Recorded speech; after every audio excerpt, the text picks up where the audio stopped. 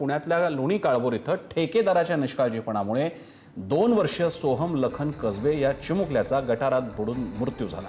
सांडपाणी आणि पावसाच्या पाण्याच्या निचऱ्यासाठी खोदलेल्या खड्ड्यांभोवती सुरक्षा व्यवस्था नसल्याचा आरोप आहे आणि या भल्या मोठ्या खड्ड्यातच पावसाचं पाणी साचलं होतं। घरासमोर खेळताना चिमुकला त्या पाण्यात पडला।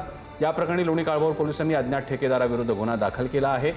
मात्र आता पुन्हा एकदा चौकशा, गुन्हा दाखल होणं, ठेकेदाराला काळ्या यादीत टाकणं, पण गेलेल्या जीवाचं काय हा प्रश्न उत्तरित आहे। ज्ञानेश्वर सौतमल आपल्यासोबत आहे। ज्ञानेश्वर,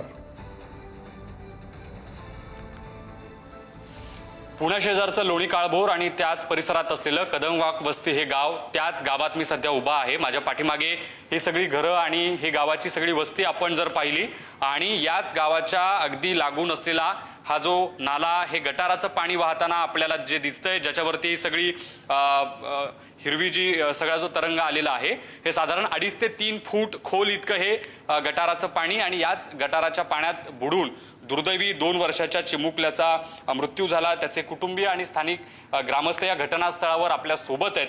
अत्यंत दुर्दैवी अशी ही घटना घडली। ताई, मला सांगा, काय तुमच्यावरती आता ही सगळी परिस्थिती बेतलेली आहे? किती दुर्दैवी हा सगळा प्रसंग, कसं घडलं हे?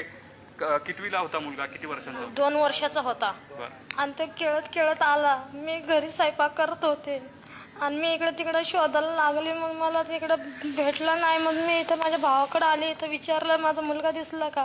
तो म्हणला नाही दिसला। तर मी परत शोधायला गेले तर त्याने या पाण्यातून त्याला वरती काढला, मग घेऊन हॉस्पिटलला गेलाय। अगदी दुर्दैवी अशी ही सगळी घटना आहे। काय मागणी आहे तुमची? काय म्हणणं आहे सगळ्या सांग? अजूनही शासनाने, प्रशासनाने याच्यावर दखल घेऊन हा खड्डा बुजवलेला नाही। आमची मागणी आहे राष्ट्रीय मांगारवाडी क्रांती सेनेच्या वतीने की त्यांना तात्काळ 50 लाख रुपये शासनाच्या वतीने मिळाले पाहिजे आणि त्यांच्या कुटुंबातील एकाला नोकरीला घेतलं पाहिजे। संदर्भित या घटनेच्या ज्या संदर्भात या घटनेशी जे निगडीत अधिकारी आहेत सरकारी, त्यांच्यावर कारवाई झाली पाहिजे, त्यांच्यावर गुन्हे दाखल झाले पाहिजे। आपण बघतो की अजूनही प्रसन्न सर, हे जे गटार आहे हे कुठल्याही पद्धतीने इथे सुरक्षा आपल्याला दिसत नाही। अजूनही हे गटाराचं पाणी, ही सगळी गटाराची जी लाईन आहे ती अशीच उघडी आहे।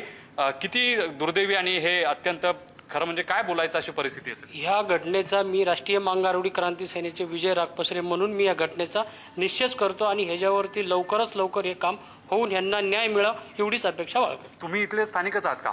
स्थानिक आहे। काय हे होतं काय इतक्या दिवसांपासून असं हे परिस्थिती? उघडी कसं काय गटार आहे इतके दिवस? एक ग्रामपंचायतची हे बेकायदेशीर म्हणजे चुकीचे काम केले।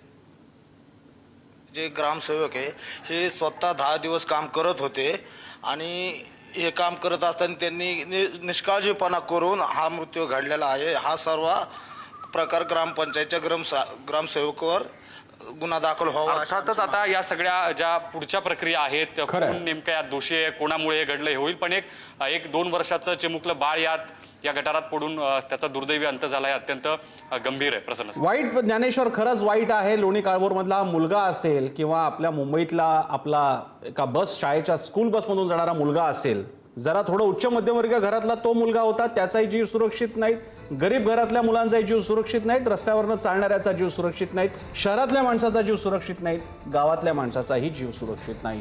कुठे चाललोय आपण आणि मग कोणता विकास, त्याबद्दल आपण बोलतोय। धन्यवाद ज्ञानेश्वर, तुम्ही दिलेल्या इनपुटसाठी।